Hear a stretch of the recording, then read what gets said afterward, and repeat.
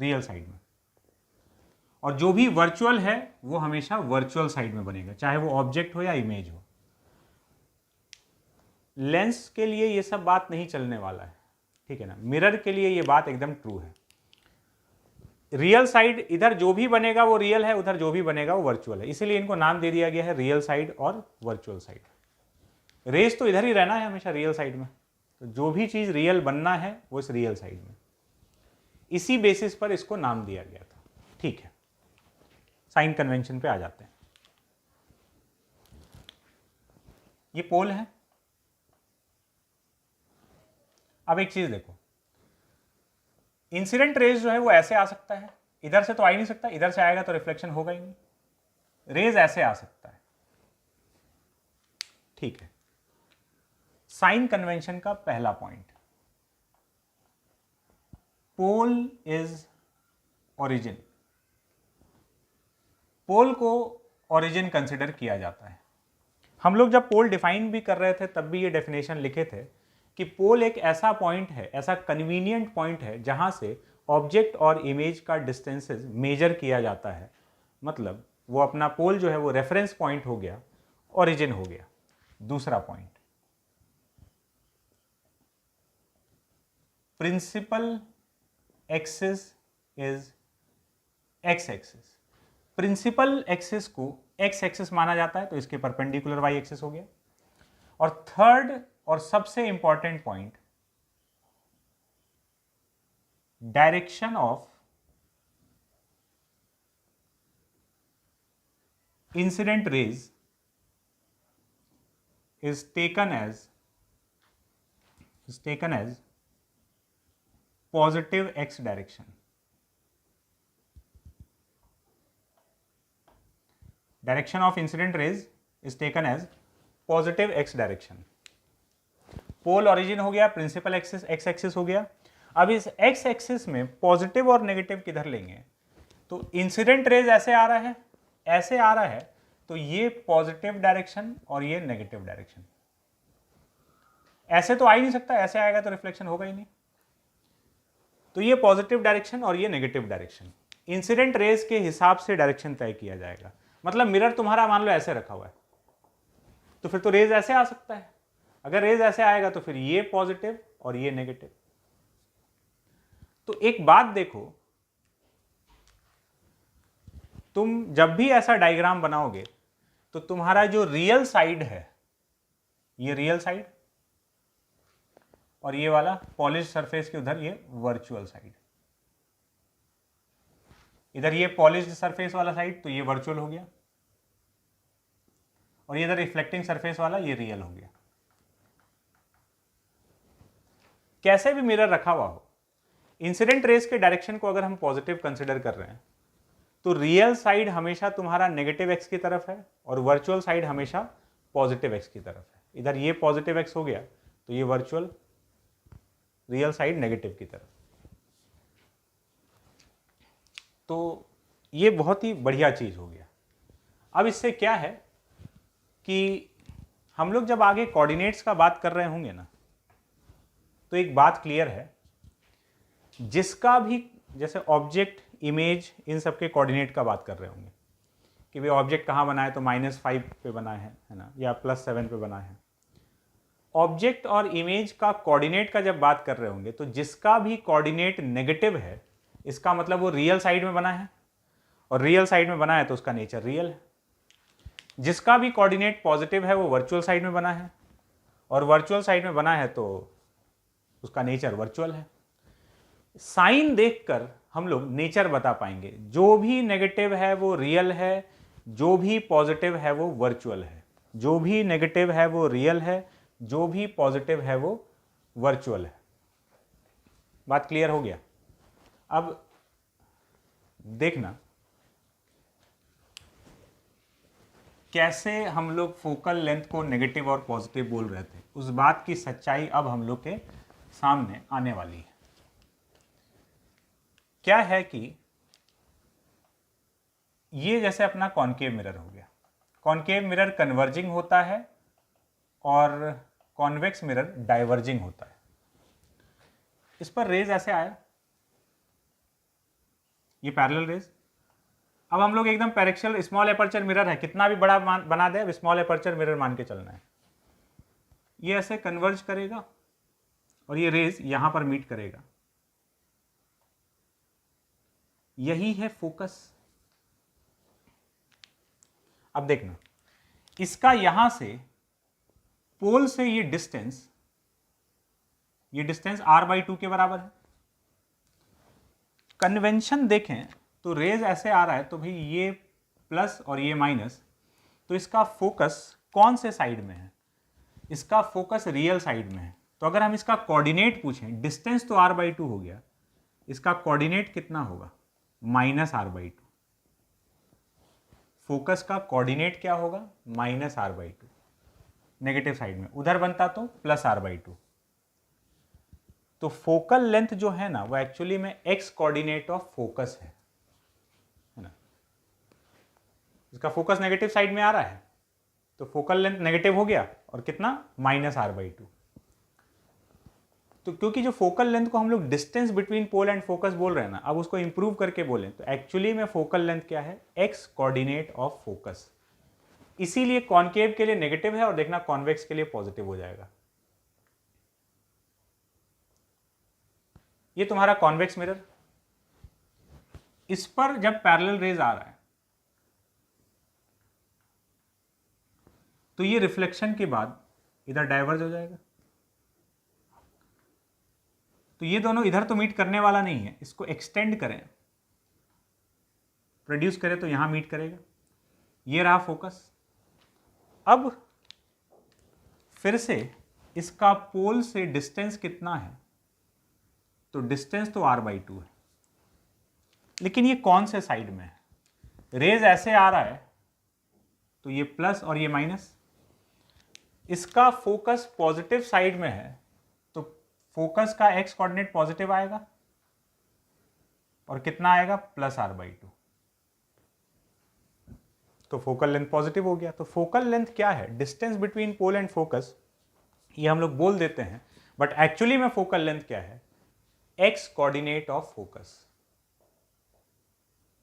Focal length क्या है? x coordinate of focus. इसीलिए ये पॉजिटिव भी हो सकता है, इसीलिए ये नेगेटिव भी हो सकता है। बात क्लियर है? तो साइन कन्वेंशन हम लोग समझ चुके हैं। अब हम लोग चलते हैं इमेज फॉर्मेशन के अगले पॉइंट पर, मिरर फॉर्मूला। हम लोग इमेज फॉर्मेशन का बात कर रहे थे कि इमेज कैसे बनता है, क्या उसका प्रॉपर्टी होगा। तो उसके लिए पहले हम लोग साइन कन्वेंशन समझ लिए। अब हम लोग मिरर फॉर्मूला डिराइव कर सकते हैं, ऑब्जेक्ट, इमेज और फोकस के डिस्टेंस के बीच का रिलेशन।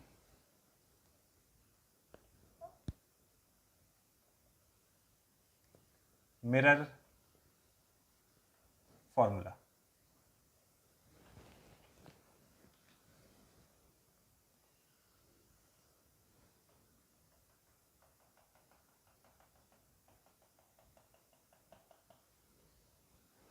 ये एक मिरर ले लिए, ये कोई पॉइंट ऑब्जेक्ट है। ऑब्जेक्ट का इमेज बनाने के लिए हम लोग को एटलीस्ट 2 रेज का जरूरत पड़ेगा। तो 2 रेज हम कंसिडर कर रहे हैं। कौन कौन सा कंसिडर कर रहे हैं? एक तो यही ले लिए, प्रिंसिपल एक्सिस के अलॉन्ग जा रहा है, गया और टकरा के वापस आ गया। तो एक रे ये गया, टकरा के वापस आ गया। दूसरा रे हम यहां कहीं भी कंसिडर कर लिए, ये टकरा के मान लो इधर आया। तो 2 रिफ्लेक्टेड रे दिख रहा है, एक तो ये वाला आ रहा है, और दूसरा यहां से जो टकरा के ये आ रहा था, ये ऐसे गया और टकरा के वापस आ रहा है। तो ये वाला पॉइंट हो गया इमेज।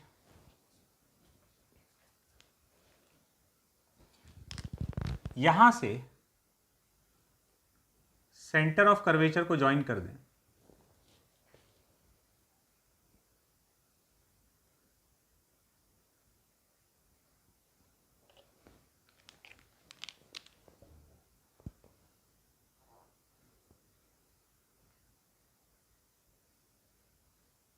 ये सेंटर ऑफ कर्वेचर। तो ये लाइन नॉर्मल हो गया,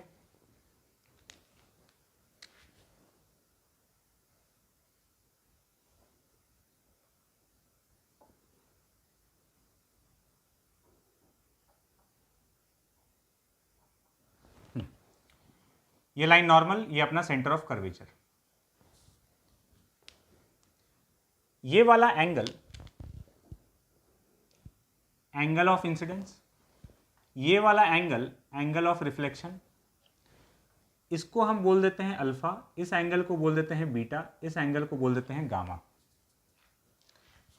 ये पॉइंट हो गया पोल P, ये पॉइंट M, और यहां से एक परपेंडिकुलर ड्रॉप कर देते हैं।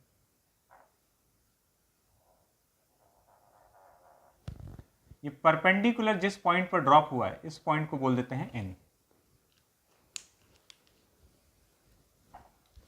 अब हम लोग अपना कार्यक्रम स्टार्ट करते हैं। देखो,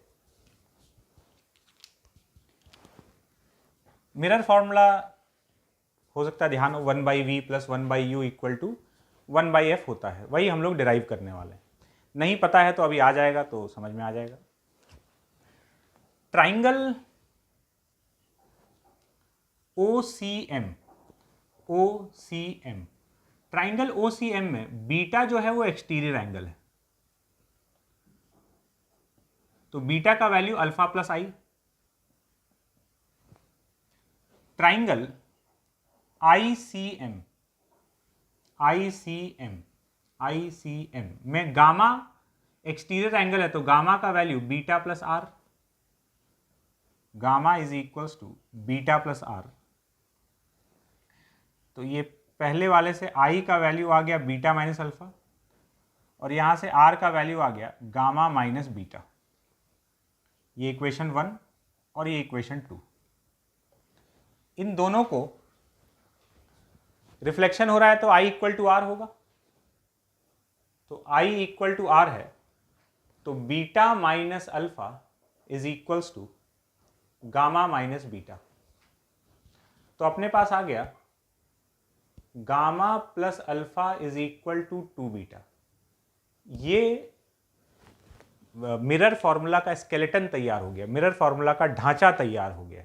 ठीक है, इसी को अब हम डिस्टेंस के टर्म में जैसे ही रिप्लेस करेंगे इन एंगल्स को, तो ये तैयार हो जाएगा मिरर फॉर्मूला जैसा। करते हैं। ट्राइंगल ONM को देखना, ONM में tan अल्फा MN/ON, MN/ON। अब हम लोग ले रहे हैं एक अजम्पशन ये है कि हम लोग तो सारा बात स्मॉल एपर्चर मिरर के लिए करते हैं। तो अगर स्मॉल एपर्चर मिरर है तो ये पॉइंट M, ये यहां तक तो मिरर है ही नहीं, मतलब ये इतना ऊपर स्ट्राइक नहीं कर रहा है। ये पॉइंट M जो है, ये पॉइंट P के बहुत पास में है। M अगर P के पास में होगा तो ये पूरा डायग्राम ऐसे हो जाएगा। ये जो लाइन ऐसे यहां नहीं स्ट्राइक करके M एकदम P के पास में यहां कहीं, तो ये सारा एंगल, जैसे ही हम ये पॉइंट M यहां लाएंगे, ये सारा का सारा angle alpha beta gamma IR सब स्मॉल हो जाएगा। IR alpha beta gamma all are small, इतना स्मॉल कि हम लोग स्मॉल एंगल अजम्पशन ले सकते हैं। और जैसे ये पॉइंट M इसके एकदम पास में पहुंचेगा, पॉइंट M अगर यहां पर है सोचो, तो यहां से जब परपेंडिकुलर डालोगे, M से परपेंडिकुलर डाले N पे गिरा ना, तो जब यहाँ M यहाँ है, यहां से परपेंडिकुलर डालोगे तो जो N पॉइंट होगा वो N एकदम P के पास पहुंच चुका होगा। जैसे जैसे ये M इधर आते जाएगा, N और P के बीच का दूरी घटते जाएगा। तो एक और चीज हो गया है, N टेंड्स टू P, सारा एंगल छोटा हो गया है और N और P लगभग सेम पॉइंट हो चुका है। तो अब tan अल्फा को हम अल्फा लिख सकते हैं, स्मॉल एंगल अजम्पशन। और अब सारा डिस्टेंस N से मेजर करें या P से मेजर करें, एक ही बात है। तो ये MN/ON को हम MP/OP लिख सकते हैं। ये हो गया अल्फा का वैल्यू। सिमिलरली इस ट्राइंगल में देखो, ट्राइंगल CMN, इसमें tan बीटा को हम लिख देंगे बीटा, और किसके बराबर, MN/CN, तो N की जगह हम P लग देंगे MP/CP। tan beta is MN/CN मतलब MP/CP। एंड tan गामा, इसको गामा लिख देंगे, tan gamma mn upon in, तो यहां पर भी ये mp अपॉन ip हो जाएगा। तो अब मेरे पास तीनों एंगल जो है अल्फा बीटा गामा, ये सारा एंगल डिस्टेंस के टर्म्स में आ चुका है। ठीक है, अब ये जो अपने पास इक्वेशन है gamma plus alpha equal to 2 beta, इसमें हम इसको सब्सटीट्यूट कर देते हैं। Gamma is equal to M P upon I P, alpha की जगह है M P upon O P, और बीटा की जगह है M P upon C P. इस पूरे में से एम पी कैंसिल हो गया, 1 upon I P plus 1 upon O P is equal to 2 upon C P. ये इक्वेशन बन गया। अब ये मिरर फॉर्मूला के बहुत क्लोज पहुंच चुका है। अब हम लोग इसको कोऑर्डिनेट के टर्म्स में रिप्रेजेंट करने वाले हैं। U होता है x coordinate of object, V x coordinate of image, and F x coordinate of focus, जिसको कि हम लोग फोकल लेंथ बोलते हैं। अब देखना यहां पर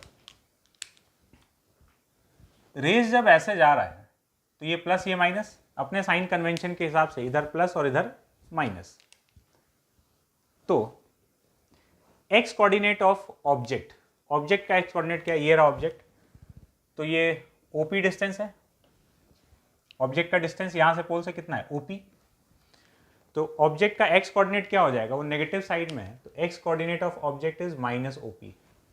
x coordinate of image, image का डिस्टेंस यहां से ये IP है, नेगेटिव साइड में है तो माइनस IP।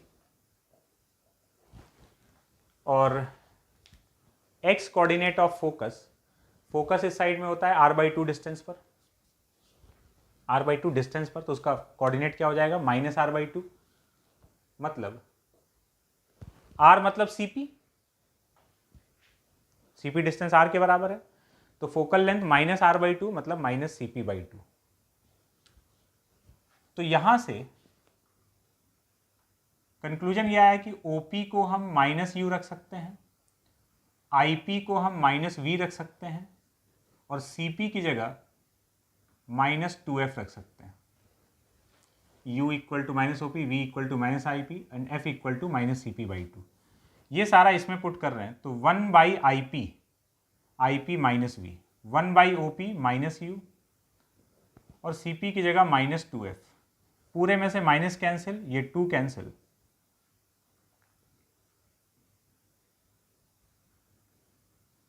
तो ये अपना मिरर फॉर्मूला तैयार हो गया।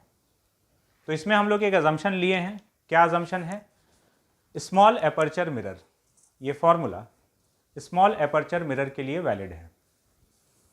और इसमें ध्यान रखना है कि ये U, V और F क्या है, U है कोऑर्डिनेट किसका, ऑब्जेक्ट का, X coordinate of object, X coordinate of image and X coordinate of focus, मतलब फोकल लेंथ।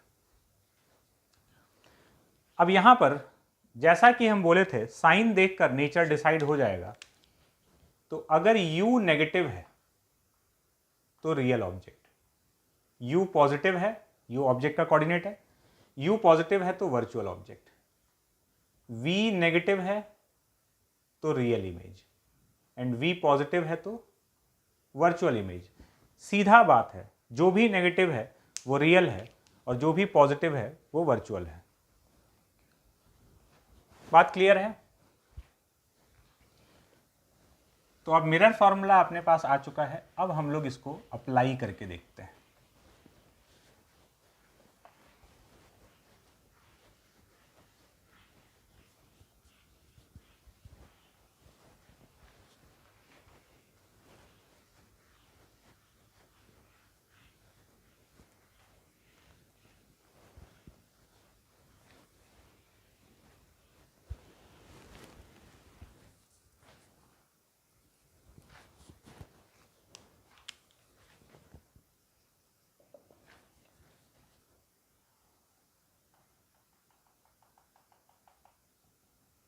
ये concave mirror, radius of curvature इसका 20 सेंटीमीटर है।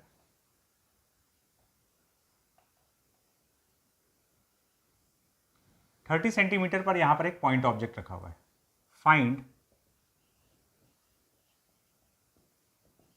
Position and nature of image. Position and nature of image, nature मतलब real है कि virtual है, क्या है ये बताना है। सॉल्व करते हैं। मिरर फॉर्मूला अप्लाई करेंगे, 1/v plus 1/u is equal to 1/f। Sign convention का एकदम ध्यान रखना, वो गड़बड़ हुआ तो मामला गड़बड़ा जाएगा। 1/v प्लस u कितना है, 30 सेंटीमीटर पर ऑब्जेक्ट रखा हुआ है, रियल साइड में है तो नेगेटिव लेंगे u का वैल्यू। वैसे भी देख लो ये पॉजिटिव और ये नेगेटिव। रियल साइड में है तो u होता है ऑब्जेक्ट का कोऑर्डिनेट, तो इसका वैल्यू हो गया -30। और फोकल लेंथ रेडियस 20 है तो फोकल लेंथ -10, -r/2 होता है फोकल लेंथ। तो 1/v is equals to 1/30 minus 1/10। 1/v is equals to 30 1 minus 3 minus 2/30। v का वैल्यू आ गया -15 सेंटीमीटर, मतलब 15 सेंटीमीटर नेगेटिव साइड में। ये नेगेटिव साइड है, यहां बन रहा है इमेज। और कैसा होगा, कोऑर्डिनेट नेगेटिव आ गया, रियल साइड में बन रहा है तो डेफिनेटली रियल इमेज है। बात क्लियर है? एक और क्वेश्चन देखते हैं।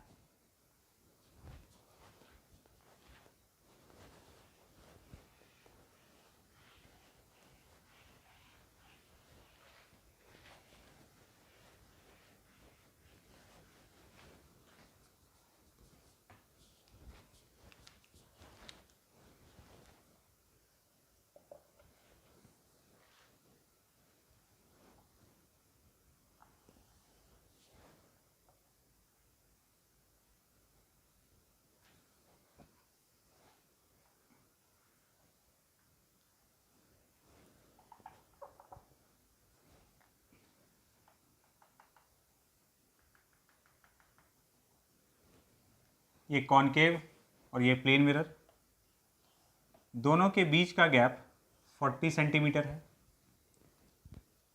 एक ऑब्जेक्ट रखा हुआ है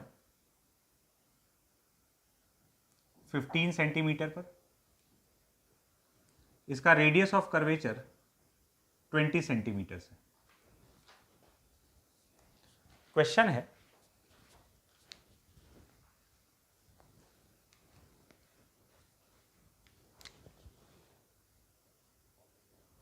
find position of final image, find position of final image after 2 successive reflections, after 2 successive reflections taking first at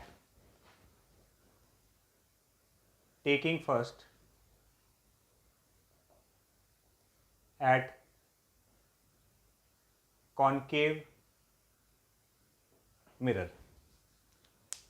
दो सक्सेसिव रिफ्लेक्शंस के बाद, सक्सेसिव रिफ्लेक्शन मतलब एक रिफ्लेक्शन हुआ, उससे जो इमेज बना वो दूसरे के लिए ऑब्जेक्ट है, फिर उससे जो इमेज बना वो फिर पहले वाले के लिए ऑब्जेक्ट हो गया। इस तरह से जो होता है उसको सक्सेसिव रिफ्लेक्शंस बोलते हैं। तो दो रिफ्लेक्शन के बाद इमेज का पोजीशन बताना है taking first at concave mirror. ठीक है, पहला रिफ्लेक्शन इससे कराते हैं।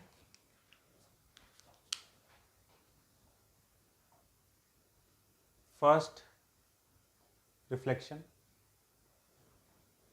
1/v plus 1/u is equal to 1/f।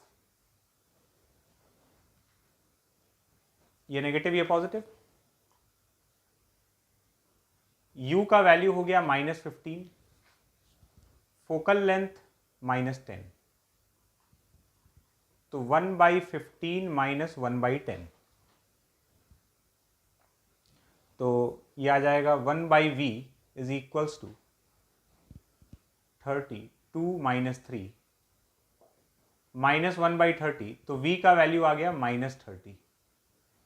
पहला इमेज -30 पर बन रहा है, इसका मतलब 30 सेंटीमीटर इस तरफ, ये बन गया I1 यहाँ से 30 सेंटीमीटर की दूरी पर। अब ये I1 कॉन्केव मिरर के द्वारा बनाया गया था, ये I1 इसके लिए ऑब्जेक्ट है, ठीक है। यहाँ पर ये 2 को हम लोग 3 कर देते हैं।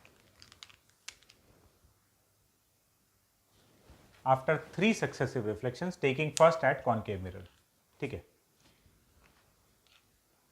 पहला इमेज ये बन गया। इसके बाद ये वाला डिस्टेंस कितना है, तो ये तो 10 सेंटीमीटर हो गया, तो इस I1 का इमेज इधर बन जाएगा। प्लेन मिरर के लिए हम लोग को पता है जितने डिस्टेंस पर ऑब्जेक्ट है उतने ही डिस्टेंस पर इमेज बन जाएगा। रियल है तो इधर वर्चुअल साइड में, तो ये 10 सेंटीमीटर पर इमेज बन गया I2। इससे रिफ्लेक्शन हो गया, अब फिर उससे रिफ्लेक्शन होगा। अब ये I2 कॉन्केव मिरर के लिए ऑब्जेक्ट है, तो फिर से हम लोग अब सेकेंड रिफ्लेक्शन प्लेन से हो चुका है, थर्ड कराना है।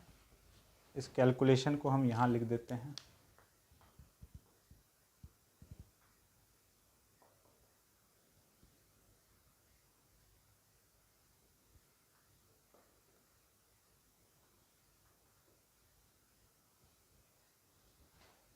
थर्ड रिफ्लेक्शन,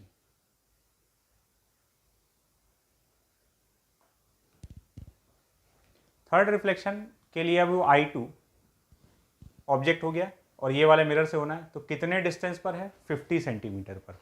कौन से साइड में है, इस मिरर के रियल साइड में। कोऑर्डिनेट नेगेटिव लेंगे, 1/v plus 1/u is equals to 1/f। u का value -50, focal length -10, 1/v is equals to 1/50 - 1/10।